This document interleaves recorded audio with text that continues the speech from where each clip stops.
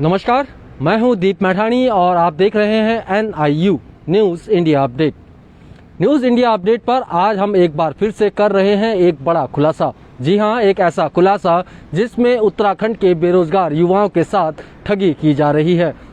जी हां, लगातार उत्तराखंड में विभिन्न प्रकार की पोस्टिंग्स, नौकरियां निकाली जा रही हैं, लेकिन उन नौकरियों के लिए जो लोग आवेदन कर रहे हैं उनके साथ किस प्रकार से ठगी की जा रही है, इसका एक बड़ा उदाहरण आज हमारे सामने प्रस्तुत हुआ है। पर्वत सिपाही के रूप में एक नियुक्ति निकाली गई थी, जिसके लिए आज बेरोजगार संघ के बॉबी पंवार जी हमारे साथ हैं और बताएंगे कि क्या कुछ उत्तराखंड सेवा चयन आयोग में घट रहा है। यहाँ पर आपको बता दें कि पूर्व में एक ऐसी कंपनी जो अन्य राज्यों में ब्लैक लिस्टेड की गई है, उस कंपनी को भी ठेका दिया गया था पूर्व मुख्यमंत्री त्रिवेंद्र सिंह रावत के द्वारा, जिस मुख्यमंत्री को उत्तराखंड से हटाया गया, मगर उनके द्वारा किए गए कुकर्मों को आज तक बदला नहीं गया है। जी हां, ये एक बड़ा सवाल उठता है उत्तराखंड शासन की कार्यप्रणाली पर कि आखिर जब पूर्व मुख्यमंत्री को उनके भ्रष्टाचार के कारण हटा दिया गया तो उनके द्वारा चयनित उन ब्लैकलिस्ट कंपनियों को क्यों आज तक उत्तराखंड में रखा हुआ है, क्यों वो कंपनियां लगातार मोटा मुनाफा उत्तराखंड से कमा रही हैं। अभी एक आम आदमी पार्टी के मुख्यमंत्री पद के उम्मीदवार कर्नल अजय कोठियाल द्वारा भी एक खुलासा किया गया कि उन्होंने उस कंपनी को 25,000 रुपये रिश्वत दी, जिसमें उस कंपनी, जी हां, मैं तो ये कहूँगा कि उस मूर्ख कंपनी ने एक कर्नल को चौकीदार की नौकरी दी और 8,400 कुछ रुपए में उनकी नियुक्ति चंपावत के किसी एक डिपार्टमेंट में की। आखिर कैसे मूर्ख इस उत्तराखंड में आ चुके हैं, ये एक बड़ा सवाल है। तो सीधे आज हमारे साथ जुड़ रहे हैं उत्तराखंड बेरोजगार संघ के भाई बॉबी पंवार जी।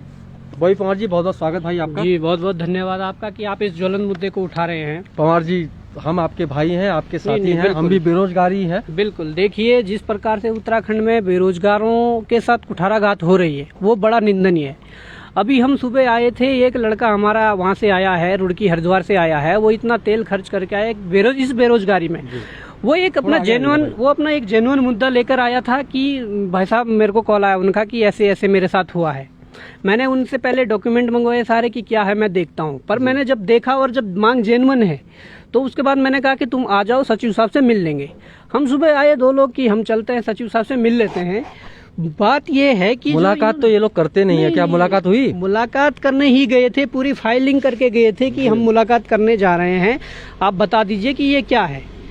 तो मुलाकात का तो छोड़ो, मुलाकात के लिए तो मना ही कर दिया, पर हमने ये कहा कोई वैकल्पिक व्यवस्था रखी होगी जिससे हम मुलाकात पर, नहीं, वो भी कह रहे हैं कि कोई नहीं है।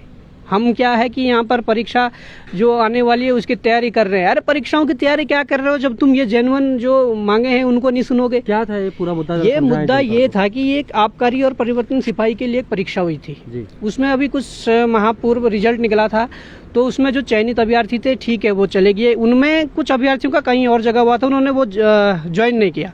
तो उसके बाद इन्होंने प्रथम जो वेटिंग लिस्ट निकाली, उसमें क्या है कि जो ओबीसी कैटेगरी वाला वो है हिस्सा है, उसमें सबसे ऊपर जिस बंदे का नंबर आना चाहिए था, क्योंकि जो पहली मैरिड थी, जो सबसे लास्ट में जिस बंदे का नंबर था, उसके बाद जो सबसे ज़्यादा अंक थे उसके थे, विकास नाम का एक लड़का है, उनके थे।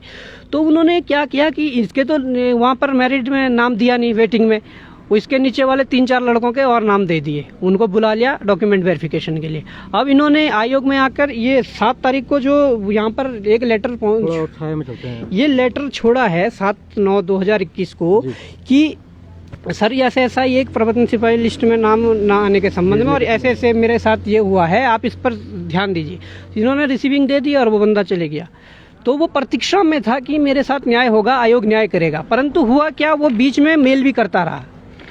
मेल करता रहा। मेल में क्या जवाब मिलता है, उसने कहा महोदय मेरा परिवर्तन सिपाही इतने 74.25 ओबीसी नंबर है, मेरा नाम लिस्ट में नहीं आया, आप मेल का जवाब दीजिए। और भी कुछ था वो मेल में है, ये प्रिंट आउट में इतना ही निकला है। तो उनका चयन आयोग का क्या जवाब आता है कि आपने परिवर्तन सिपाही का फिजिकल क्लियर नहीं किया था, इसलिए नाम नहीं आया। अब सुनो, अब सुनो। अब ये है इनका भाई साहब का फिजिकल का जो है कॉपी, ठीक है, प्रवेश पत्र को दिखा दें आपको। मैं बताता हूँ, ये है प्रवेश पत्र इनके फिजिकल का, ठीक है, ये है बंदे का चेस्ट नंबर जी, जब दौड़ाया गया, जब वो भी हुआ, ठीक है। उसके बाद क्या, ये फिजिकल की लिस्ट है जो रिजल्ट निकाला, ये फिजिकल क्वालिफाइड बता रहा है जी। और जब इसने फिजिकल नहीं दिया तो फिजिकल के बाद तो रिटर्न हुआ, तो रिटर्न में कैसे बैठा? कैसे बैठा? ये है रिटर्न की जो है ये इनके, ये जब मैं कैमरामैन से कहूँगा दिखाएंगे, ये प्रवेश पत्र रिटर्न का है, रिटर्न के लिए जो आया था, ठीक है। अब ये रिटर्न की OMR है, उनकी OMR शीट जो भरी थी, और ये फिर जो निकली है, ये मैं कह रहा था राहुल गिरी जो है लास्ट था OBC में 75 नंबर। उसके बाद क्या हुआ कि विकास OBC, इसके बाद ये OBC, इसके बाद यही है कि विकास। पहले तो यहाँ दर्शकों को समझा दे कि देख रहे हैं आप कि उत्तराखंड में किस तरह का फर्जीवाड़ा इस उत्तराखंड अधीनस्थ सेवा चयन आयोग में किया जा रहा है। यहाँ पर हम सवाल सरकार पर नहीं उठा रहे, लेकिन सरकार का ही ये एक विभाग है। सरकार को सोचना चाहिए, समझना चाहिए कि किस तरह के अधिकारी इस विभाग में बिठाए गए हैं। आखिर कौन है ये अधिकारी, किसके लिए काम कर रहे हैं? जब इनको तनख्वाह जनता के पैसों से मिल रही है, इनका हर एक, इनका दैनिक भत्ते से लेकर हर चीज जब जनता दे रही है, तो ये काम किसके लिए कर रहे हैं? और क्या ये इस तरह घूसखोरी करके, आप देखिए ना, बंदा क्या बिना किसी फिजिकल टेस्ट दिए क्या टेस्ट पर बैठा होगा? उसका रिटर्न जब पास हुआ है तो उसने फिजिकल दे करके ही पहुंचा होगा। मगर कैसे अधिकारी झूठ बोल रहे हैं, ये एक बड़ा उदाहरण है उत्तराखंड में कि कैसे कितने बड़े बड़े घोटालों को उत्तराखंड में अंजाम दिया जा रहा है। भाई और देखिए उसके बाद जो फर्स्ट में जो मेरिट निकली थी, रिजल्ट निकला था, उसमें OBC कैडर में सबसे लास्ट राहुल गिरी था। ये फर्स्ट मेरिट में जो बुलाया गया अंतिम अभ्यर्थी था। उसके बाद जो अब वेटिंग लिस्ट लगी, सेकंड मेरिट में बुलाया जाने वाला प्रथम अभ्यर्थी होना चाहिए था विकास कुमार, परंतु विकास कुमार को छोड़ दिया जिसके 74.25 नंबर है। उसके बाद क्या हुआ, OBC कैडर से यहाँ से लिए गए, निर्मल सिंह से लिए गए, जबकि 73.75 73 ये इसके बाद वाले ले लिए, 1 2 3 4 5 नंबर, ये 5 OBC वाले इनके बाद के ले लिए, उनको छोड़ दिया। ये बड़े उसके साथ आए थे अपना उम्मीद के साथ। कारण क्या है भाई, इनको जो लिया गया है, क्या इनसे पैसा खाया गया है? देखिए, मैं स्पष्ट तो नहीं कह सकता कि पैसा खाया क्या है, परंतु जैसी ये हरकतें कर रहे हैं उससे ये साबित होता कि पैसा खाया है। क्योंकि ये तो 7 तारीख को आ गए थे, सर ऐसा मेरा ये है कि आप जो है मेरा ऐसे नाम छूट गया, आप इसको देखिए। उसके बाद गुमराह कर रहे हैं उल्टा कि आपने फिजिकल नहीं दिए, मतलब वो सारे वो संभाले हुए हैं इतने। ये भर्ती तो बहुत पुरानी है, ये तो बंदे ने ठीक है कि अपने डॉक्यूमेंट संभाल के रखे, ये ना जाने किन किन विभागों में और किन किन भर्तियों में ऐसा काम करते होंगे। इतने लंबे समय तक कौन संभाल के रखेगा? 17-18 की भर्ती है, उसके बाद अब फाइनल हो रही है, तो ये तो इन्होंने अपने डॉक्यूमेंट संभाल रखे, चेस्ट नंबर से लेकर सारा। तो अब देखिए ना, उनको नहीं दिया और ऊपर से कहा जा रहा है कि आप फिजिकल उसमें नहीं थे। तो ये सारा मामला है। हम सुबह 2 आदमी आए थे, सिर्फ और सिर्फ हमने ना किसी को कुछ बोला। हम कहे चलो सचिव साहब से मिलके अपना ये बताते हैं कि है समस्या क्या है, क्यों नहीं इनको मिला है। परंतु वो महोदय तो मिलने से मना कर रहे हैं। अब मना कर रहे हैं तो आगे हमारी ये रणनीति, हम यहीं बैठेंगे। अब भाई आपने एक मुद्दा भी और उठाया था, जनता दरबार वाले दिन भी आप मेरे को वहाँ मिले थे CM साहब के आवास के बाहर। कंपनी है NSEIT। उस वो कंपनी कई जगह ब्लैक लिस्टेड है, बावजूद उसके उत्तराखंड में इस समय भर्ती प्रक्रिया में उसका अहम योगदान है। देखिए बिल्कुल, ये जो है कि ब्लैक लिस्टेड वाला जो है MP में, देखिए इन्होंने कुछ परीक्षाएं करवाई थी MP सरकार ने, और प्रोफेशनल एग्जामिनेशन बोर्ड भोपाल जो है, उन्होंने 28 अगस्त 2021 के हस्तलिखित अपने लेटर में ये कहा गया है कि न्याय हित और छात्र हित को देखते हुए इनके द्वारा जो 3 परीक्षाएं करवाई गई थी ये निरस्त की जाती है, और जहां जो दोषी एजेंसी है उनके खिलाफ जो अनुबंध के उसमें जो शास्ति की कार्रवाई की जा रही है।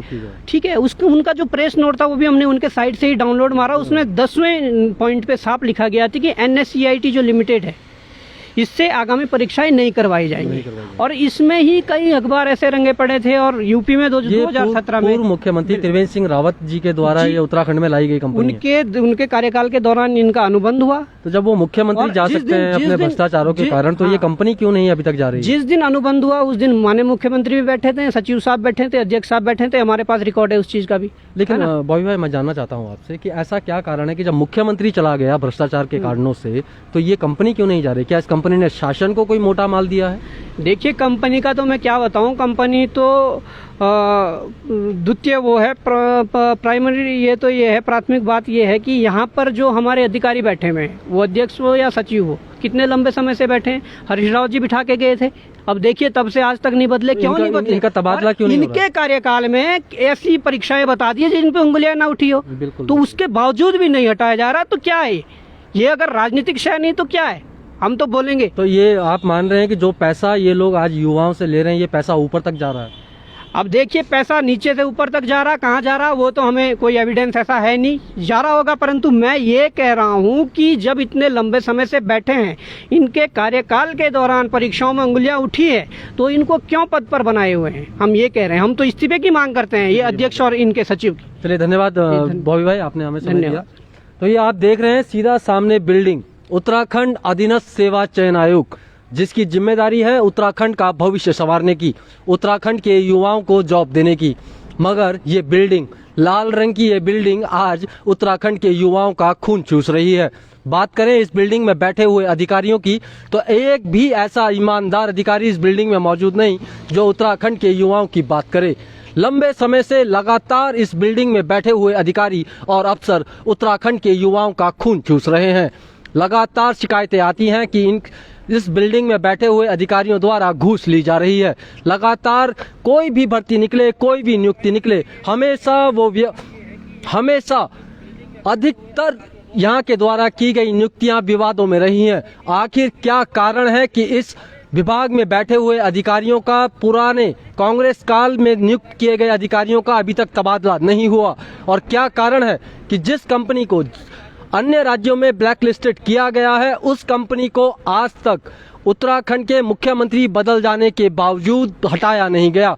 ऐसा कैसा अनुबंध किया गया सरकार ने जो युवाओं का उत्पीड़न कर रही है, मगर फिर भी उस कंपनी को हटाया नहीं गया? ये एक अपने आप में बड़ा सवाल है। ये लाल बिल्डिंग अपने आप में लाल सलाम का दावा कर रही है और उत्तराखंड के राष्ट्रवादी युवाओं के साथ अत्याचार कर रही है। बाकी अपडेट्स के लिए हमारे साथ बने रहें और युवा साथियों, खबर को शेयर करना बिल्कुल ना भूलें।